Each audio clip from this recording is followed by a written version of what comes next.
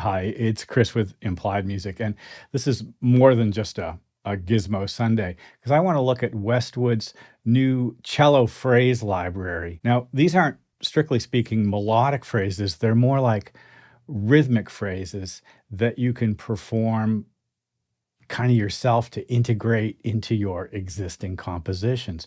Lots of good things to look at in rotors, but my question is always, can I record some music with it? Well, rather than just give you an in-depth sort of point by point look at the interface and what it does, which I have to say Rob's done an amazing job with over there on Westwood's site. I wrote a couple of pieces and we can kind of look at what it does based on those pieces.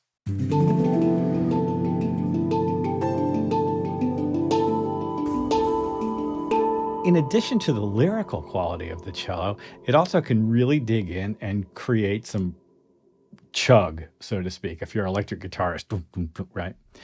So I find myself asking cellists to do what this library does so well all the time.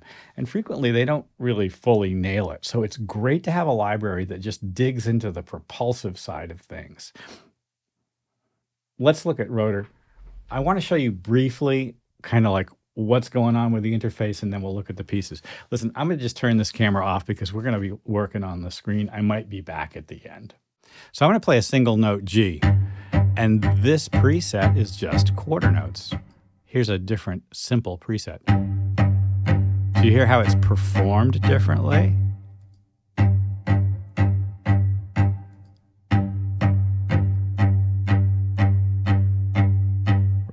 And each of these is a slightly different vibe. You get the idea, right? Well, what I've done with the piece that we're going to play is set up, half a dozen tracks, including some simple rhythms in quarters, triplets, eighths and sixteenths, some percussion, because that's one of the possibilities for us, and flourishes. So if we look at my track over here, quarters, eighths, triplets, sixteenths, percussion, and a couple of flourish tracks. Well, I'll spare you having to look at the percussion track because it's kind of busy, but listen to this piece. Listen to what we can do with this instrument.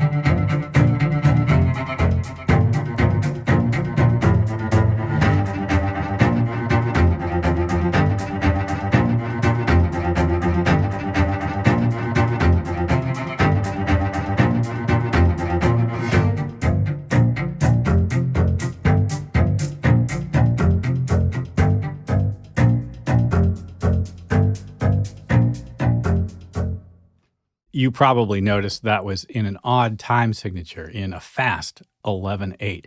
And, despite the fact that these rhythmic phrases are all recorded in, fairly straightforward time signatures, you can just re-trigger to get the effect. For instance, we look at what's available here.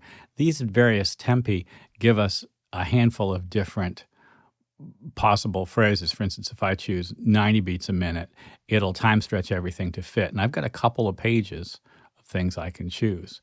And by the same token, if I slip over to 140, I've, got a set of different ones. I had it set to auto before. I'm at 121 beats a minute. That's quarter note beats a minute in 11/8. And we've got feels. We've got gentle feels and simple feels. And I love the gentle feel. I did a whole piece with gentle feels. The alt phrases are fascinating.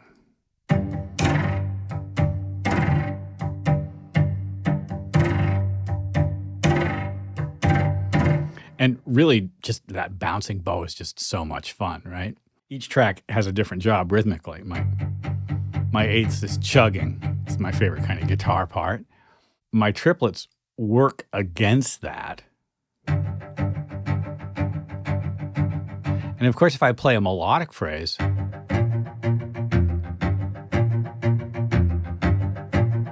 I get that vibe. It's just terrific to be able to do that. It was very nice of them to record some percussion sounds for us, right? And then these flourishes, which are really useful for making transitions. So there's a bunch of possible ones. And of course, if you want several different flourishes, you'll have to load several different versions of it. But just to gliss up, this is so well recorded. And I got to say, it is very hard to record cello well. And they've given us a bunch of different mixes.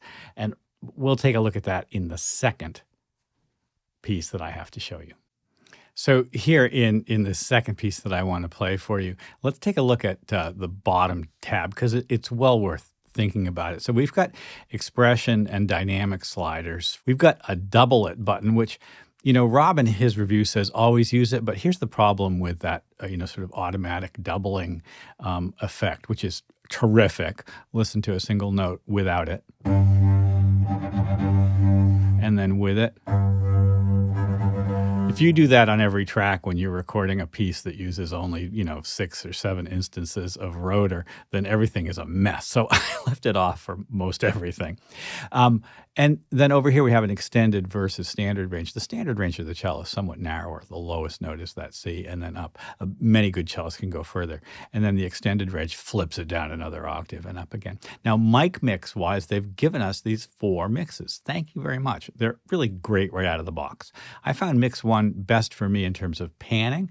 You can have multiple mixes selected at once. And then if you want to build the mix all by your lonesome, you can pop over to page 2 and choose between a very close spot mic, close mics, which give you a little room, a full-on room, and then this ambience mic, which was like, in the hall outside the room. There's some great reverbs as well, including choices for reverbs. I have a sort of just the reverb set at just its nominal level. Well, instead of going with the propulsive side of things, I've chosen all gentle patches in a slower 3/4 time signature. And, I love this progression that I found for this. So let's see, what's the best way to look at these chords? Just for a second, I'm going to grab these and flip them up an octave so you can really see it. So my chord progression is D minor, D flat major,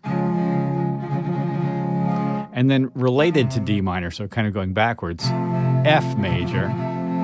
F major becomes F minor. And then using the slide, E major. And then that's a loop. It goes back to D minor. I love this progression. Let's listen to this. It energetically really different from our first piece. Sort of falls in the Phil Glass world.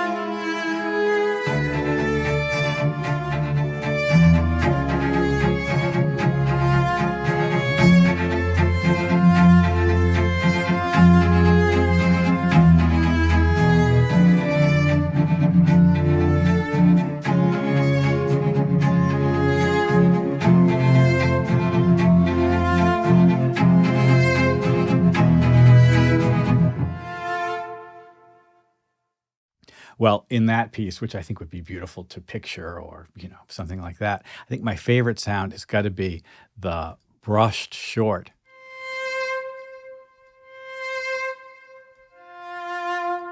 That I use for the melody. Rotor's a big library, tons of loops, shorts, percussion. It makes a great complement to more lyrical cello libraries. I know people's favorite is that Tina Guo lyrical cello library. And, sometimes that's just what you want out of the cello. But boy, a lot of the time, what you really need is that dug-in propulsive cello, or the, slap the back of the bow on the string and get something rhythmic kind of. It's hard to convince your cellist friend in the studio to do things to their, $10,000 cello that, might damage it. Well, beautifully recorded, alternative performances, great loops. I don't think there's anything to criticize. I hope this has been useful. Like and subscribe, ding the bell. You'll be notified when I do my videos, and I'll see you next time.